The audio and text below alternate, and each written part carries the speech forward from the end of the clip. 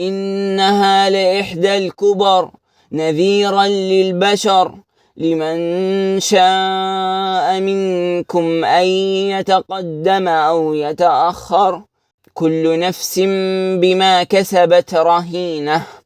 إلا أصحاب اليمين في جنات يتساءلون عن المجرمين ما سلككم في سقر